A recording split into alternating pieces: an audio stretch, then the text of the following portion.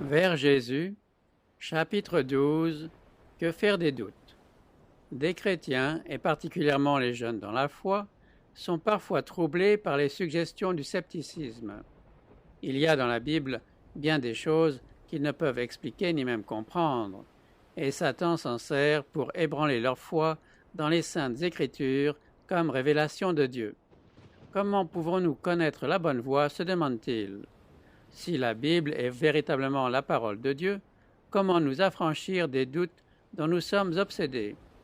Dieu ne nous demande jamais de croire sans donner à notre foi des preuves suffisantes.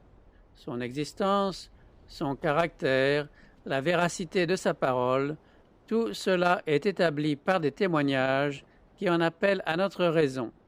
Et ces témoignages sont abondants. Toutefois, Dieu n'a jamais enlevé la possibilité du doute. Notre foi doit reposer sur des preuves et non sur une démonstration. Ceux qui désirent douter en auront l'occasion, tandis que ceux qui veulent réellement connaître la vérité trouveront des preuves abondantes qui affermiront leur foi. Il est impossible à un esprit borné de comprendre parfaitement les œuvres ou le caractère de l'infini. Cet être saint demeurera toujours enveloppé de mystères, même pour les esprits les plus transcendants et les intelligences les plus cultivées. Prétends-tu sonder les pensées de Dieu, parvenir à la connaissance parfaite du Tout-Puissant? Elle est aussi haute que les cieux. Que feras-tu? Plus profonde que le séjour des morts. Que sauras-tu? L'apôtre Paul pousse cette exclamation. Ô profondeur de la richesse, de la sagesse et de la science de Dieu! Que ses jugements sont insondables et ses voies incompréhensibles. Mais, quoique les nuages et l'obscurité l'environnent, la justice et l'équité sont la base de son trône. Nous pouvons pénétrer assez loin dans la connaissance des voies de Dieu à notre égard et des mobiles qui le guident pour savoir qu'il met une puissance infinie au service d'un amour incommensurable.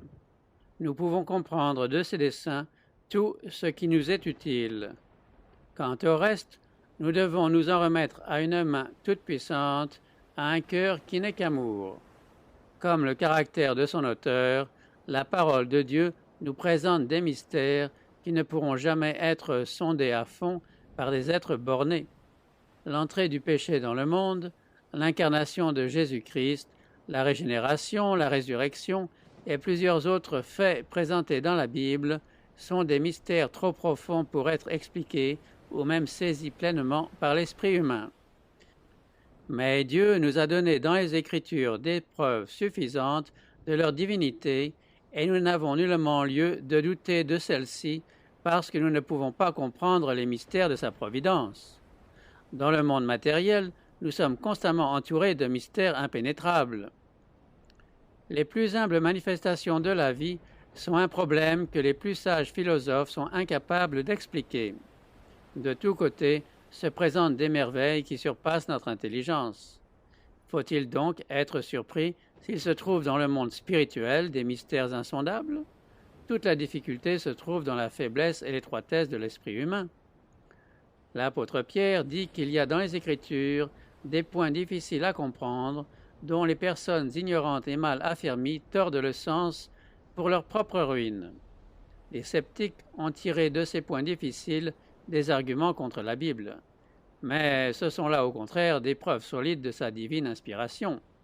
Si elle ne nous disait de Dieu que des choses aisées à comprendre, si l'esprit borné de l'homme pouvait facilement embrasser sa grandeur et sa majesté, la Bible ne porterait pas le sceau indubitable de l'autorité divine.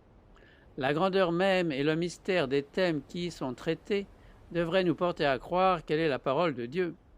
La Bible révèle la vérité avec une telle simplicité et une adaptation si parfaite aux besoins et aux aspirations du cœur humain qu'elle a fait le charme et l'étonnement des esprits les plus cultivés. D'autre part, elle met les humbles et les illettrés à même de comprendre le chemin du salut. Et pourtant, ces vérités si simplement exprimées traitent de sujets si élevés, si profonds et tellement inaccessibles aux facultés humaines que nous ne pouvons les accepter que parce que c'est Dieu qui a parlé. Ainsi, le plan du salut nous est révélé de telle manière que chacun peut comprendre ce qu'est la repentance envers Dieu et la foi en notre Seigneur Jésus-Christ, et s'engager dans cette voie pour être sauvé.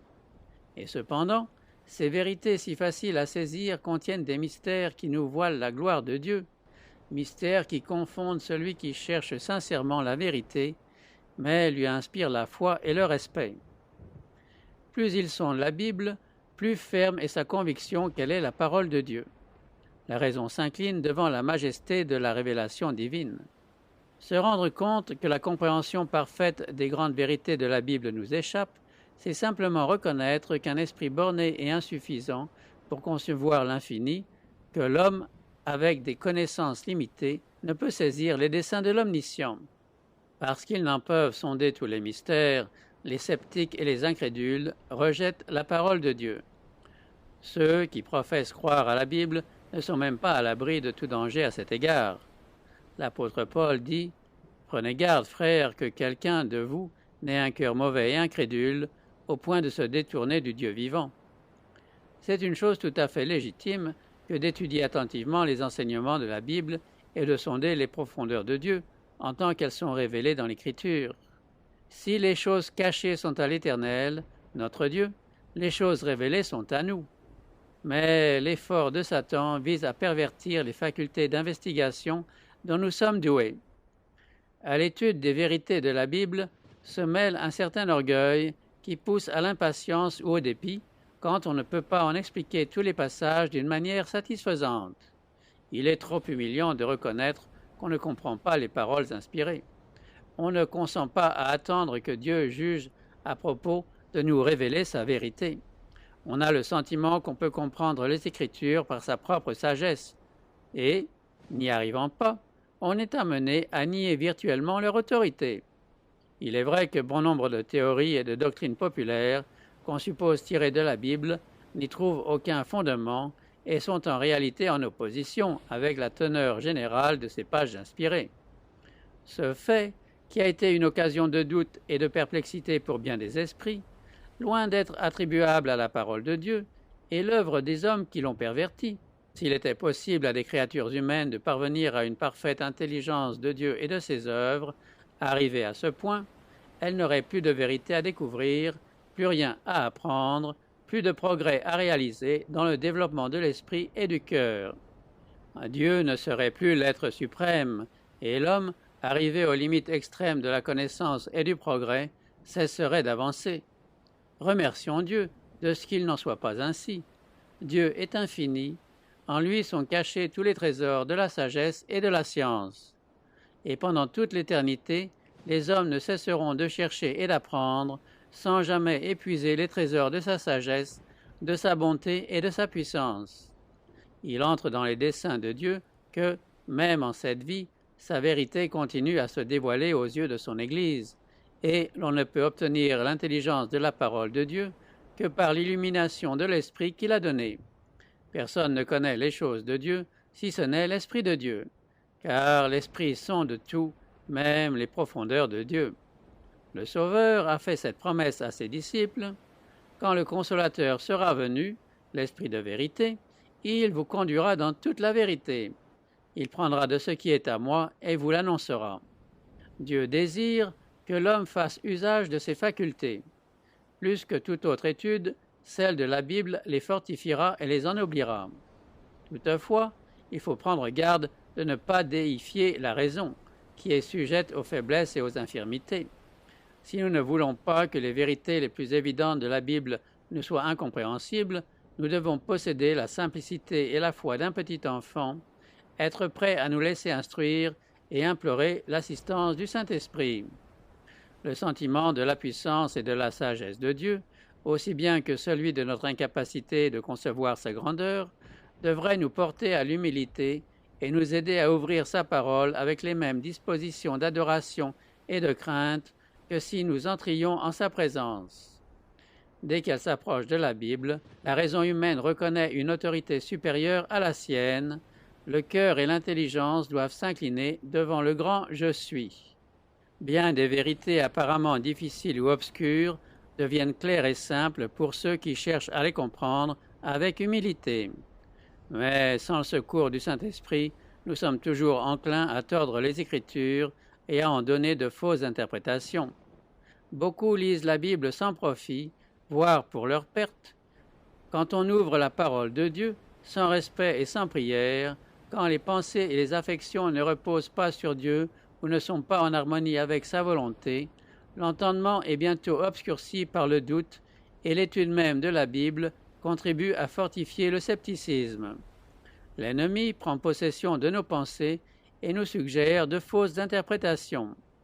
Dès qu'un homme, quelque savant qu'il puisse être, perd le désir d'être en harmonie avec la Bible, soit par ses paroles, soit par ses actes, il est condamné à comprendre les Écritures d'une manière erronée, et il faut se défier de ses explications.